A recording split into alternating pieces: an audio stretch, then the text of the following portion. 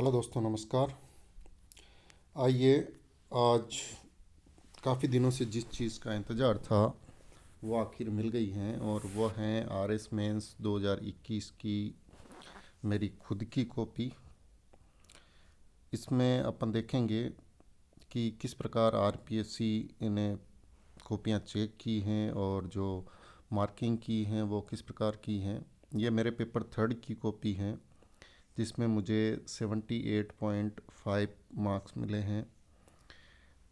कई लोगों ने आरोप लगाए थे कि आरपीएससी की जो कॉपियाँ चेक हुई है उसमें धांधली हुई हैं।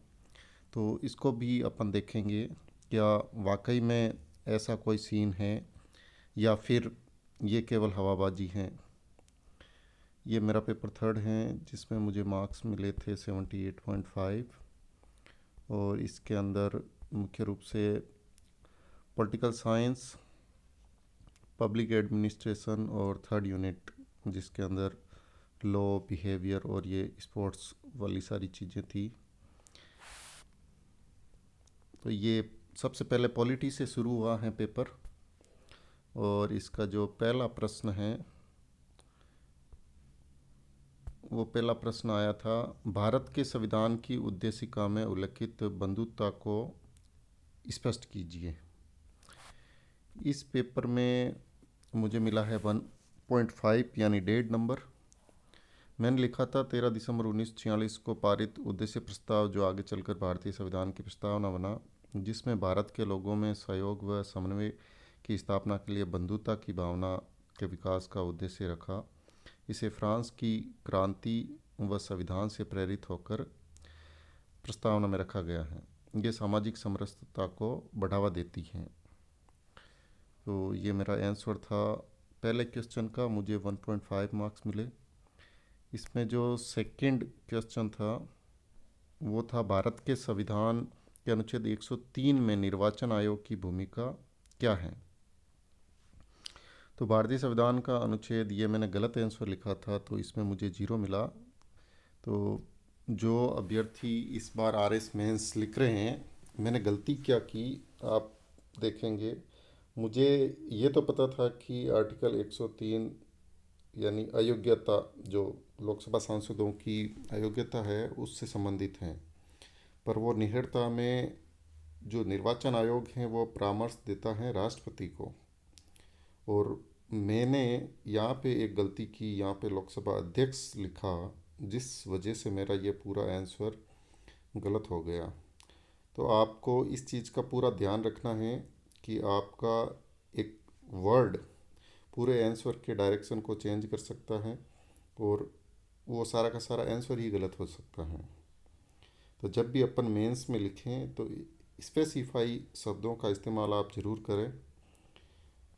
पॉलिटी के जो छोटे क्वेश्चन से 2-2 नंबर वाले, उसमें कुछ खास आंसर नहीं लिख पाए क्योंकि ये उस समय याद नहीं आया था। तीसरा क्वेश्चन है अब्राहम समझौता। ये समझौता इजराइल और अरब देशों के मध्य हुआ था, परंतु मुझे थोड़ा थोड़ा याद था कि ये इजराइल से संबंधित हैं। अगेन इसमें मुझे 2.5 मार्क्स मिले। ये भी कोई ख़ास आंसर इसमें नहीं लिख पाए थे। फिर है थर्ड। थर्ड अमेरिका की एक रक्षा प्रणाली थी मिसाइलों की। मुझे ये पता था कि थर्ड एक एंटी मिसाइल व्यवस्था है, परंतु ये नहीं पता था, मैं इसमें कन्फ्यूज़न था कि ये किस कंट्री से रिलेटेड है। तो इसमें भी अगेन मैंने कुछ नहीं लिखा ज़्यादा, इसलिए 2.5 मार्क्स मिले। जो नेक्स्ट क्वेश्चन था वो था G20 रोम शिखर सम्मेलन 2021 के 4 प्रमुख मुद्दे लिखिए। तो इसमें भी मुझे मिले 0.75। मैंने मुद्दे लिखे थे इसमें, विश्व व्यवस्था को कोविड के प्रभाव को कम करना, तो ये एक पॉइंट इसका सही था। इसमें जो मेन था कि भाई यानी जो कोविड वैक्सीनेशन को लेकर सहमति बनी थी रोम में जो G20 का समिट हुआ था। इसके अलावा जो मुद्दे थे वो ज़्यादा रिलेवेंट नहीं थे, क्योंकि इसमें जो दूसरा मुद्दा था वो क्लाइमेट चेंज का था, जो पर्यावरण परिवर्तन वाला मुद्दा था। उस मुद्दे को लिखना था जो क्लाइमेट फंड $100 बिलियन की बात चली थी। अब एग्जामिनर ने ये चीज़ भी लिखी है कि आंसर नॉट एड्रेस प्रॉपरली, यानी एग्जामिनर ऐसा नहीं है कि कॉपी को सही ढंग से नहीं पढ़ते हैं। कॉपी को पढ़ा जाता है, अगर आंसर रिलेवेंट है तो ही मार्क्स मिलेंगे, अदरवाइज आपको मार्क्स नहीं मिलेंगे। नेक्स्ट क्वेश्चन देखते हैं। अब ये मेरे साथ सबसे बड़ा ये था कि दो दो नंबर के जो प्रश्न थे वो प्रश्न 5 प्रश्न थे। ये 5 प्रश्न में अगर स्पेसिफाई आप जानकारी देते हैं तो आपके मार्क्स अच्छे आ सकते हैं। मैं इसमें ज़्यादा अच्छा नहीं लिख पाया तो मुझे मार्क्स नहीं मिले। अब जो पॉलिटी का 5 नंबर और 10 नंबर वाला सेक्शन था वो इस बार बड़ा ही डायनामिक प्रश्न पूछे गए थे। सीधे सीधे कुछ भी नहीं पूछा गया। पॉलिटी के अंदर जो क्वेश्चन पूछे गए थे वो अनएक्सपेक्टेड क्वेश्चन आए थे इस बार। जो क्वेश्चन था, आज़ाद हिंदुस्तान का पहला मंत्रिमंडल राजनीतिक चरित्र का नहीं बल्कि राष्ट्रीय चरित्र का था, केवल तथ्यों के साथ कथन का समर्थन या विरोध कीजिए। अब मैंने जो पहला मंत्रिमंडल था उसके बारे में लिखा है और मुझे इसमें 1.5 नंबर मिला था। मैंने लिखा कि ये जो लोकसभा का पहला इलेक्शन हुआ था उसमें जैसे जवाहरलाल नेहरू के साथ जो मंत्रिमंडल में लोग थे वो कौन कौन थे और उनको कौन कौन से विभाग दिए गए थे, यानी ये सभी क्षेत्र से लोगों को शामिल किया गया था, सभी पार्टियों का समावेश किया गया था, उनको उनकी योग्यता के अनुसार मतलब वो पद दिए गए थे। अब ये पूरा स्पेसिफाई पर्सनल इंडिविजुअल आंसर हैं क्योंकि हर व्यक्ति अलग अलग तरीके से सोचता है और इसमें हर व्यक्ति अपने तरीके से आंसर लिखते हैं। Next question number 7। मुख्य न्यायमूर्ति रमन्ना ने कहा है कि न्यायिक समीक्षा को न्यायिक अतिरेक के रूप में प्रदर्शित करने की प्रवृत्ति ठीक नहीं है। उनके इस कथन का क्या अर्थ है? अब ये सुप्रीम कोर्ट के माननीय सीजीआई थे, उस समय इन्होंने कोई स्टेटमेंट दिया होगा और एग्जामिनर ने उस स्टेटमेंट के आधार पर ही पेपर सेटर ने प्रश्न बनाया और उस प्रश्न में मैंने जो लिखने की कोशिश की है वो आप यहाँ देख सकते हैं कि सर्वोच्च न्यायालय के मुख्य न्यायाधीश ने जो ये टिप्पणी की है इसको लेकर, क्योंकि जो न्यायपालिका है वो कार्यपालिका या व्यवस्थापिका के कार्यों में न्यायिक पुनरावलोकन के नाम पे या न्यायिक सक्रियता के नाम पर जो हस्तक्षेप कर रही हैं वो न्यायिक समीक्षा मतलब यानी न्यायिक अतिरिक्त इसको कहना ठीक नहीं है, जो सीजीआई ने कहा है। तो मुझे मिला था इसमें 1.5 अगेन 1.5 नंबर। अब इसमें जो सीजीआई की भावना थी कि वो जो न्यायपालिका न्यायिक समीक्षा के नाम पे हस्तक्षेप करती है वो कहीं न कहीं गरीब असहाय उन लोगों की अधिकारों की रक्षा के लिए करती हैं जो कोर्ट तक नहीं पहुंच सकते हैं।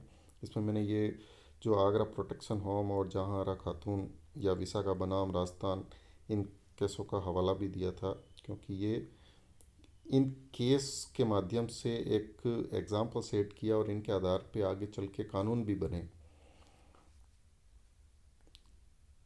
अगला प्रश्न है, भारत के राष्ट्रपति को पद से हटाने के लिए संवैधानिक प्रावधान को स्पष्ट करें। तो ये मैंने आर्टिकल लिखा था, आर्टिकल सही था। 61 में राष्ट्रपति को अपने पद से हटाने के प्रावधान किए गए हैं। 60 में राष्ट्रपति शपथ लेता है आर्टिकल 60 में, और 61 में इसको हटाने के प्रावधान किए गए हैं। फिर मैंने दूसरा लिखा था कि इसमें कौन कौन से आधार हैं। तो इसमें अगर राष्ट्रपति संविधान का उल्लंघन करता है या सिद्ध कदाचार का दोषी पाया जाता है, अगर कोई लाभ का पद धारित करता है तो उसके ऊपर महाभियोग की प्रक्रिया अपनाई जाती है और ये किसी भी सदन में इसको पारित किया जा सकता है। राष्ट्रपति को इससे पहले 14 दिन की सूचना देनी होती है और जो उपस्थित होते हैं सदस्य उनका जो बहुमत होता है वो 2/3 होता है प्रस्ताव पारित करने का। पर प्रस्ताव पारित करने से पहले राष्ट्रपति स्वयं या प्रतिनिधि के माध्यम से अपना पक्ष रखता है। प्रस्ताव पारित होने पर राष्ट्रपति को अपने पद से हटा दिया जाता है। कहीं न कहीं मुझे ऐसा लगता है कि इसमें एग्जामिनर ने ज़्यादा मार्क्स नहीं दिए, मुझे केवल 2 नंबर मिले 5 में से।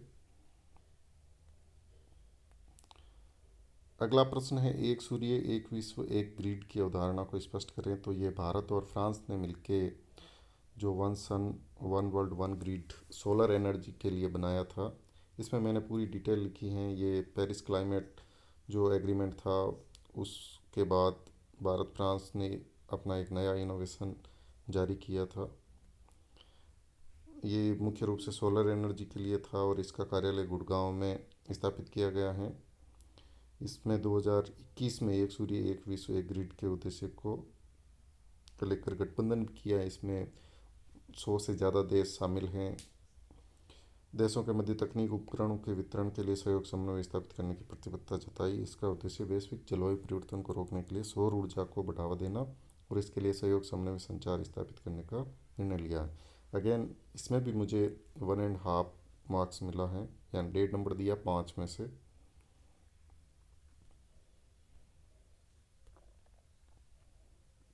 नेक्स्ट क्वेश्चन नंबर 10, स्वतंत्रता पश्चात राजस्थान में प्रथम विधानसभा चुनाव की मुख्य विशेषताओं का वर्णन कीजिए। तो मैंने इसका आंसर पॉइंटों के रूप में दिया है कि पहला इलेक्शन कब हुआ, इसमें कितनी विधानसभा सीटें थी, कौन सी पार्टी की सरकार बनी, कौन मुख्यमंत्री बने। और इसमें आपको पता है कि जयनारायण व्यास जैसे बड़े नेता चुनाव हार गए थे। इसमें जो राजनीतिक पार्टियां शामिल हुई थी उसमें राम राज्य परिषद, प्रजा परिषद, कृषक पार्टी, भारतीय मार्क्सवादी पार्टी जैसे दल थे। अधिकतर विधायक प्रजामंडल आंदोलन के नेता और देसी रियासतों के राजा महाराजा बने। महिलाओं को कम स्थानों पर विजय मिली। तो इस प्रकार ये जो पहला इलेक्शन था इसकी विशेषताएं मैंने इसमें लिखी थी। मुझे अगेन 2 नंबर दिए हैं।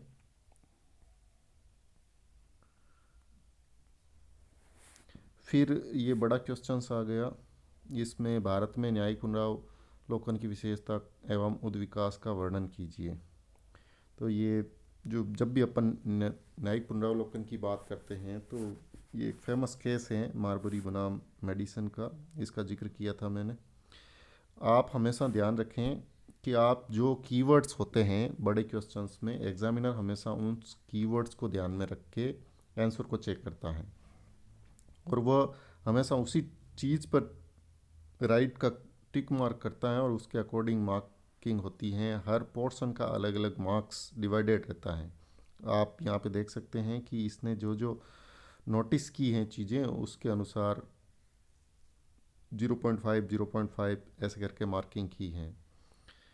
फिर मैंने जापान का जो विधि द्वारा स्थापित प्रक्रिया के रूप में आर्टिकल 13 है जिसमें संसद को ये पावर दी गई है कि वो संविधान का उल्लंघन करने वाली ऐसी कोई भी चीज़ हो तो न्यायपालिका उसको अवैध घोषित कर सकती है। फिर मैंने आर्टिकल 32 का जिक्र किया था जिसमें ये 5 रिटें सुप्रीम कोर्ट और हाई कोर्ट द्वारा जारी की जाती हैं। इसकी विशेषता न्यायिक पुनरावलोकन की क्या क्या विशेषता हैं, तो इसमें मैंने लिखा आर्टिकल 13 के बारे में, मेनका गांधी का जो 1978 में वो था विधि के समग्र प्रक्रिया को शामिल करने के लिए। फिर न्यायपालिका को संविधान का संरक्षक घोषित किया है, तो ये भी उसकी एक विशेषता है। न्यायपालिका को स्वतंत्रता को स्थापित करती हैं। शंकरी प्रसाद केस या गोलकनाथ पंजाब, ये सब न्यायिक पुनरावलोकन के एग्जाम्पल्स हैं, केशवानंद भारती हो चाहे। तो धीरे धीरे न्यायिक पुनरावलोकन किस प्रकार भारत की संवैधानिक व्यवस्था में इसका विकास हुआ, तो मुझे टोटल मिलाकर ये 1.5 और 1.5 और ये 1.5 3.5 नंबर एग्जामिनर ने इस 10 नंबर के प्रश्न में दिए हैं। फिर नेक्स्ट क्वेश्चन था योजना आयोग और नीति आयोग की कार्यप्रणाली में अंतर तथा भारतीय संघवाद में उसके प्रभाव का वर्णन कीजिए। तो ये मैंने योजना आयोग नीति आयोग को टेबल में लिखा है, इसमें क्या क्या इनके अंदर डिफरेंस है, क्या फेडरलिज्म पे इसके इम्पैक्ट पड़े हैं। तो मैंने लिखा है कि टॉप टू बॉटम सिद्धांत पर, ये बॉटम टू टॉप पर, क्योंकि योजना आयोग ऊपर से योजना बनाता था नीचे की तरफ भेजता था। नीति आयोग यानी नीचे से डेटा कलेक्ट करता है फिर स्कीम्स को बनाता है। ये संवैधानिक आयोग की भांति कार्य, अब हालांकि ये संवैधानिक आयोग नहीं था, कार्यकारी प्रस्ताव द्वारा स्थापित था, परंतु योजना आयोग ने जो पॉलिसी बनाई है पिछले दशकों में वो एक तरह से इस प्रकार बनाई थी। ये सलाहकारी निकाय के रूप में कार्य कर रहा है। नीति आयोग का काम एडवाइस का, इसमें केंद्रीकरण की भावना थी, यानी योजना आयोग के अंदर सेंट्रलाइजेशन ज़्यादा था, नीति आयोग में उस सेंट्रलाइजेशन को कम किया गया है। फिर सहयोगी संघवाद नहीं है, इसको सहयोगी संघवाद और प्रतिस्पर्धी संघवाद का समर्थन मिला है। तो ये अलग अलग पॉइंट्स लिखने का प्रयास मैंने किया था।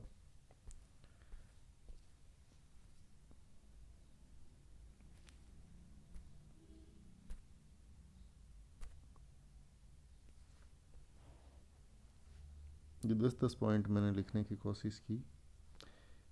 इसमें मुझे 3 यहाँ पर दिए गए और फिर इसके इम्पैक्ट पे ये 1.5 नंबर यहाँ दिया गया। आप हमेशा ध्यान रखें कि क्वेश्चंस के 2 पार्ट किए हुए हैं, तो अगर आप आंसर को 2 पार्ट में मेंशन करोगे तो आपको मार्किंग उस हिसाब से मिलेगी। मैंने ये योजना आयोग का प्रभाव लिखा, फिर नीति आयोग का भी लिखा। ये कंक्लूजन लिखने की कोशिश की। योजना आयोग ने संवैधानिक निकाय की भांति एक पक्षीय संचार से निर्णय लिए तथा राज्यों की महत्वाकांक्षा को दरकिनार किया, केंद्रीकरण पर बल दिया, अभिभावक की भूमिका अदा की। नीति आयोग ने सहकारी व प्रतिस्पर्धी संघवाद को बढ़ावा दिया, राज्यों को नीति निर्माण में सुझाव देने के लिए शामिल किया और संसाधनों के कुशल एवं दक्षतापूर्ण उपयोग पर ऊर्ध्व संचार निर्णय और सतत विकास, स्वच्छता, जलवायु परिवर्तन को महत्व दिया। इस प्रकार नीति आयोग ने योजना आयोग के मुकाबले व्यापक भूमिका निभा रहा है वर्तमान में। मुझे इसमें कुल 4.5 नंबर दिए थे 10 नंबर के प्रश्न में। अगला जो प्रश्न है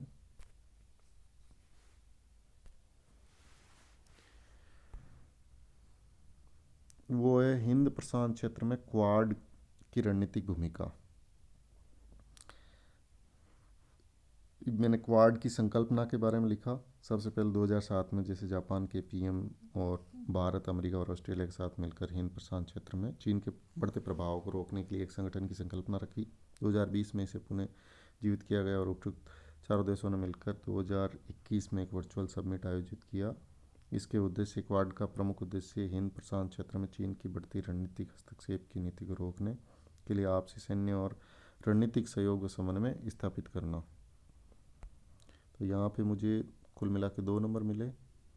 और फिर मैंने रणनीतिक भूमिका के लिए लिखा था कि हिंद प्रशांत क्षेत्र और आर्थिक व सामरिक क्षेत्र में महत्वपूर्ण भूमिका अदा करता है।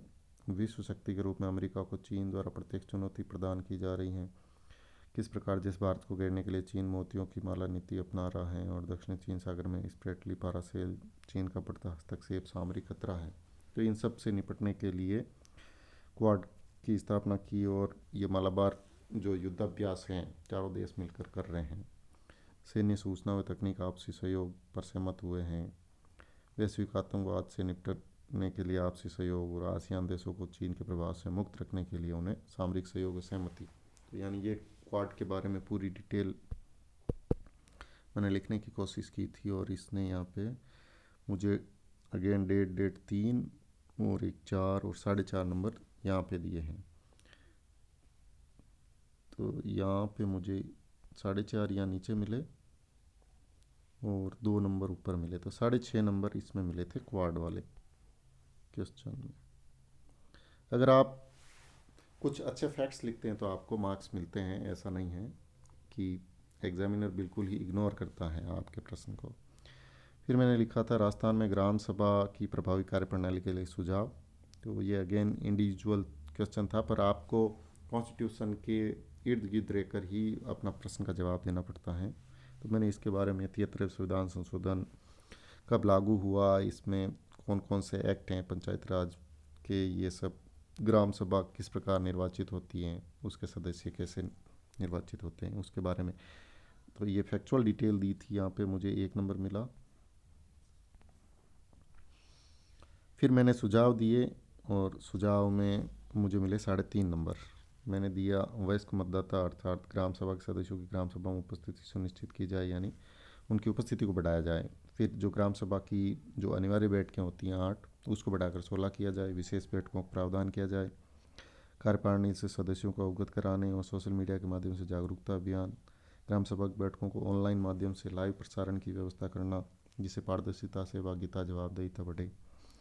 ग्राम सभा का आयोजन कृषि कार्यों को ध्यान में रखकर ऐसे समय आयोजन जब सदस्य भाग लेने में सहज हो, क्योंकि कई बार ऐसा होता है ग्राम सभा की जो बैठक होती है वो ऐसे समय होती है कि ज़्यादातर लोग, गांव के लोग खेतों में काम करते हैं, तो वो उसमें भाग नहीं ले पाते हैं।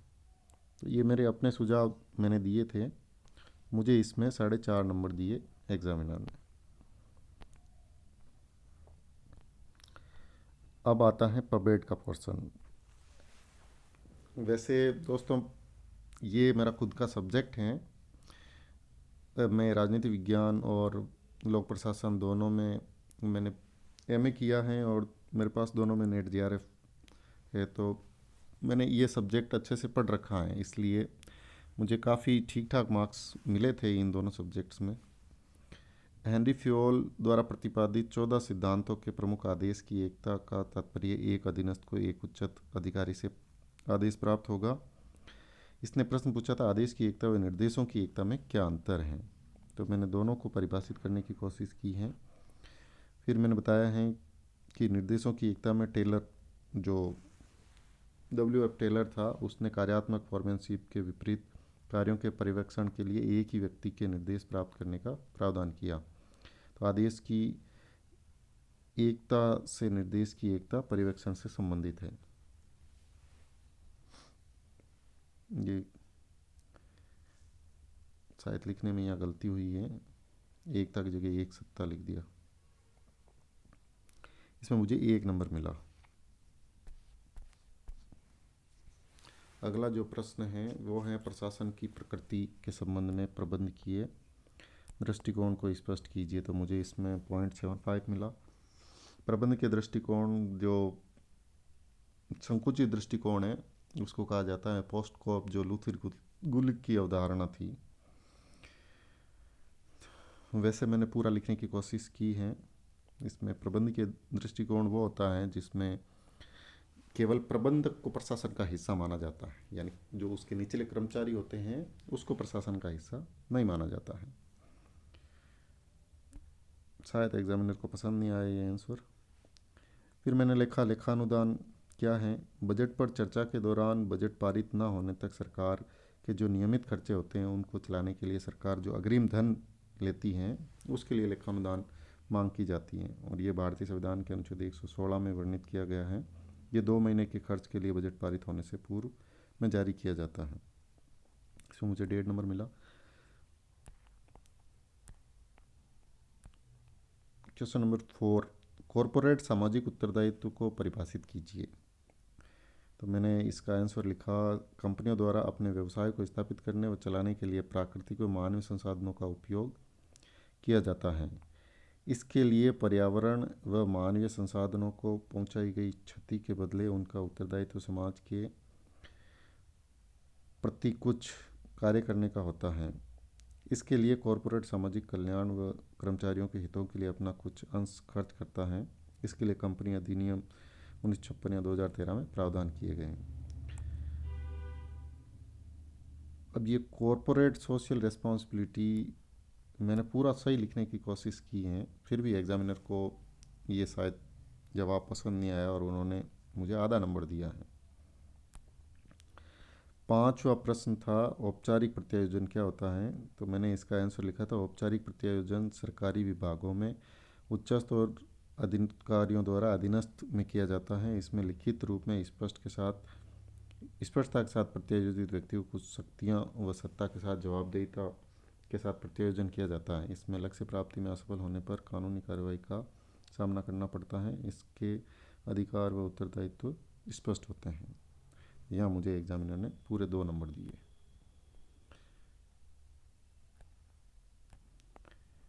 अगला प्रश्न है प्रशासन पर न्यायिक नियंत्रण के विभिन्न रूपों का उल्लेख कीजिए। तो मैंने इसके बारे में लिखा है सरकारी कर्मचारी द्वारा किए गए गलत कार्यों के लिए सम्मन जारी करना, यानी जो न्यायिक नियंत्रण के उपाय हैं प्रशासन पर वो कौन कौन से हैं।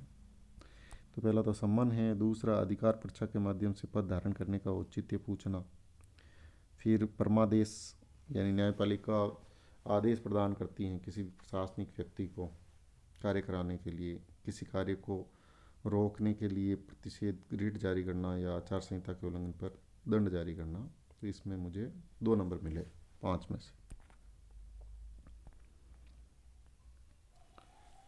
परंपरागत विकास प्रशासन के मध्य मुख्य अंतर की परिगणना कीजिए। तो यहाँ पे मैंने परंपरागत और विकास प्रशासन को टेबल और पॉइंट के रूप में लिखा है। शायद एग्जामिनर को ये आंसर थोड़ा ठीक लगा और उसने मुझे दिए 3.5 नंबर। नेक्स्ट है सचिवालय निदेशालय में भेद। ये प्रश्न पहले भी पूछा गया था, तो मैंने इसको काफ़ी हद तक सही लिखने का प्रयास किया है और मुझे यहाँ पे भी 3 नंबर दिए हैं। मैंने 6 पॉइंट्स में लिखा था इसके आंसर को, क्योंकि जो सचिवालय वो पॉलिसी मेकिंग का काम करता है, निदेशालय क्रियान्वयन का काम करता है। कई बार आप अपने सब्जेक्ट्स जो आपने ग्रेजुएशन में या एमए में पढ़े हैं तो उसमें आप थोड़ी अच्छी आंसर राइटिंग कर पाते हैं और उसका फ़ायदा कहीं न कहीं अपने को सब्जेक्ट्स में मिलता भी है। तो अगर आप बुलेट पॉइंट में लिखेंगे तो आपको मार्किंग अच्छी मिलेगी। फिर ये लेटरल एंट्री वाला मुद्दा छाया हुआ था, इसके ऊपर एग्जामिनर ने प्रश्न पूछा। कई सारे प्रश्न हैं जो पॉलिटी और पबेड में रिलेवेंट टॉपिक, जो कंटेम्प्रेरी टॉपिक होते हैं, उनसे पूछे जाते हैं। ये हर बार ही पूछे जाते हैं इस प्रकार के। तो आप हमेशा जो मुद्दे चर्चाएं में रहते हैं उनके बारे में आपको ज़रूर पढ़ के जाना चाहिए। मैंने लिखा केंद्र सरकार ने अखिल भारतीय सेवाओं में अनुभवी विशेष लोगों की सेवाओं का उपयोग करने के लिए पार्श्व प्रवेश को मंजूरी दी है, जिसके निम्न प्रभाव परिलक्षित होते हैं। पहले नकारात्मक बताए, विषय निश्चयन के कारण पक्षपात की संभावना है और सामान्य विशेषज्ञों के हितों में टकराव की स्थिति उत्पन्न हो सकती है। फिर 2 पॉइंट पॉजिटिव लिखे थे, कुशल व ऊर्जावान लोगों का अनुभव मिलेगा, विशेषज्ञता का लाभ, निजी क्षेत्र में उच्च पदों पर पदोन्नति, पद स्थापित लोगों की सेवा मिल सकेगी और सेवा की व्यापकता और ज्ञान कौशल का विस्तार होगा। तो मुझे इसमें 3 नंबर दिए एग्जामिनर ने। ये प्रश्न है राजस्थान में लोकायुक्त के क्षेत्राधिकार की विवेचना के बारे में। ये ऑब्जेक्टिव में कई बार आया हुआ है, आरपीएससी के एग्ज़ाम्स में और अधीनस्थ बोर्ड के एग्ज़ाम्स में। मैंने पूरा लिखने की कोशिश की, क्योंकि एक बार ऑब्जेक्टिव में आरएस में ये प्रश्न पूछा गया था और मैं उसका आंसर गलत करके आया। कई बार अपन ये होते हैं कि जिस सब्जेक्ट के होते हैं ओवर कॉन्फिडेंस में अपने को ऐसा लगता है कि अपन सब कुछ जानते हैं, पर कई बार धोखा खा जाते हैं और अपन गलती करके आते हैं। उसमें सरपंच का पूछा था। अब इसमें जो क्षेत्राधिकार है, सरपंच लोकायुक्त के क्षेत्राधिकार से बाहर है। बाकी सब पंचायत समिति और जिला परिषद के सदस्य शामिल हैं। प्रशासनिक सेवा के अधिकारी, बोर्ड के निगम कर्मचारी, मंत्रालय के अधीनस्थ सेवा के अधिकारी कर्मचारी, मंत्रियों के खिलाफ, क्योंकि मुख्यमंत्री के खिलाफ शिकायत नहीं सुनता, मुख्यमंत्री, हाईकोर्ट के जज, ये सब इससे बाहर हैं। तो इसमें मुझे एग्जामिनर ने 2 नंबर दिए थे। ये 5 नंबर का था। हालांकि मैंने इसके क्षेत्राधिकार को पूरा लिखने का प्रयास किया, फिर भी एग्जामिनर ने शायद इसको सही आंसर नहीं माना पूरी तरह से। अब आते हैं बड़े क्वेश्चन। इसमें 100 वर्ड लिखने होते हैं। आप 100 वर्ड से ज़्यादा भी लिखते हैं तो भी चलता है। अगर आपकी इन्फॉर्मेशन रिलेवेंट है तो आपको मार्क्स ज़रूर मिलते हैं। राजस्थान सुनवाई का अधिकार अधिनियम 2012, ये मैंने जब कब लागू हुआ, इसकी क्या क्या इम्पोर्टेंस हैं, इसमें कौन कौन से प्रावधान किए गए हैं, वो सब लिखने का प्रयास किया है। क्योंकि जब आप खुद सरकारी सेवा में जॉब करते हैं तो आपको इन सब चीज़ों के बारे में प्रैक्टिकल नॉलेज होता है। मुझे एग्ज़ामिनर ने इसमें दिए थे 4.5 नंबर।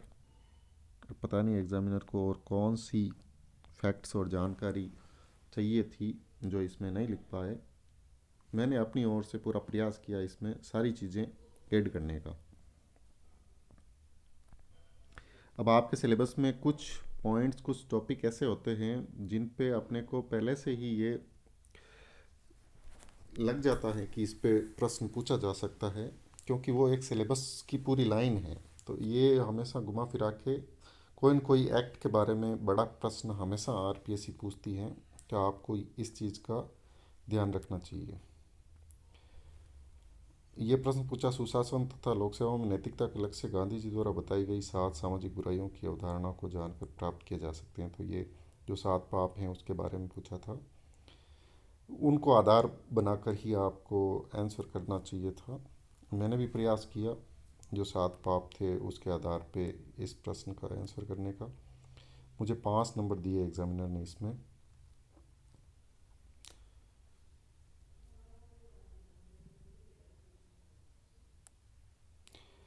फिर अगला प्रश्न है, किसी जिले में कानून एवं व्यवस्था के संधारण हेतु जिला कलेक्टर एवं पुलिस अधीक्षक की भूमिकाओं का विश्लेषण कीजिए।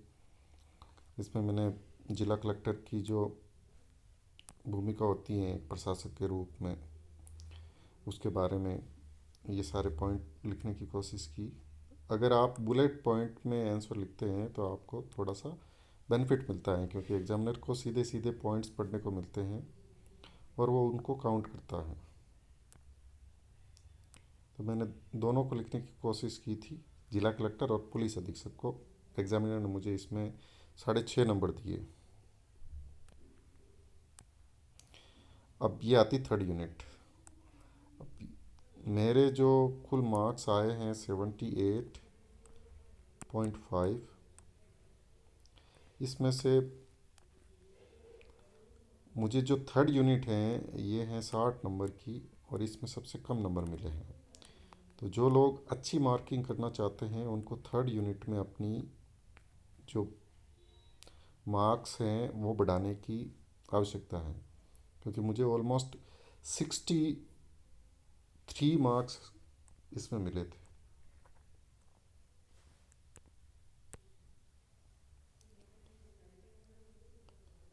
मुझे पबेड और पॉलिटिकल साइंस को मिलाकर तकरीबन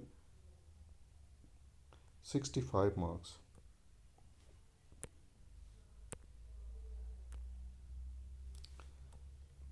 सिक्सटी फाइव तो मेरे यहीं आए थे, और 13.5 ही 60 में से आए। तो मुझे जो नुकसान हुआ, मुझे इस पेपर में जो मार्क्स कम आने का रीज़न था वो थर्ड यूनिट थी, ना कि पूरा पेपर। क्योंकि वो दो सब्जेक्ट मेरे खुद के थे तो मैंने अच्छा लिखने की कोशिश की और एग्जामिनर ने ठीक ठाक नंबर उसमें दिए थे। ये एक ऐसा एग्ज़ाम है इसमें आपको 50% मार्क्स ही लाने की ज़रूरत है। अगर आप 50% अंक हासिल करते हैं तो आप आराम से एसडीएम बन जाते हैं। पर दिक्कत ये है कि आपको उस 2 दिन के टाइम पीरियड में ये सारी चीज़ें करनी पड़ती हैं। इतने सारे सब्जेक्ट्स को याद रखना कोई आसान काम नहीं है। ये था स्पोर्ट्स वाला पोर्शन। इसमें पूछा था कि उत्कृष्टता के लिए वार्षिक रूप से कौन कौन से पुरस्कार दिए जाते हैं। तो पुरस्कारों के नाम मैंने सही लिखे थे, एग्जामिनर ने आधा नंबर दिया। पर जो ये चयन समिति थी इसके बारे में जो पदानुक्रम था इसका नॉलेज नहीं था मुझे।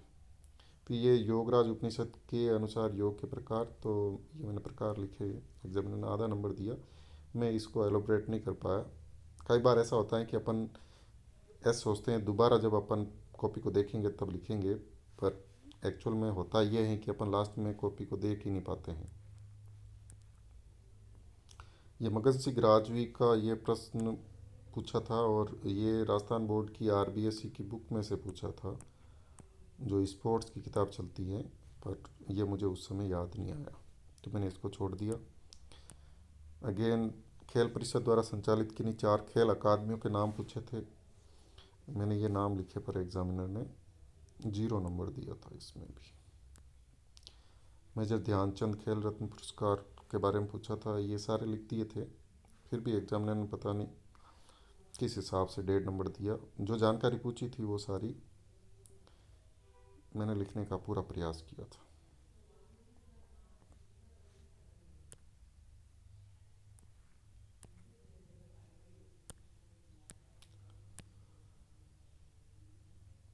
फिर ये 5 नंबर का क्वेश्चन पूछा था, राष्ट्रीय खेल नीति में खिलाड़ियों के लिए वैज्ञानिक पूर्ति कर का क्या महत्व है।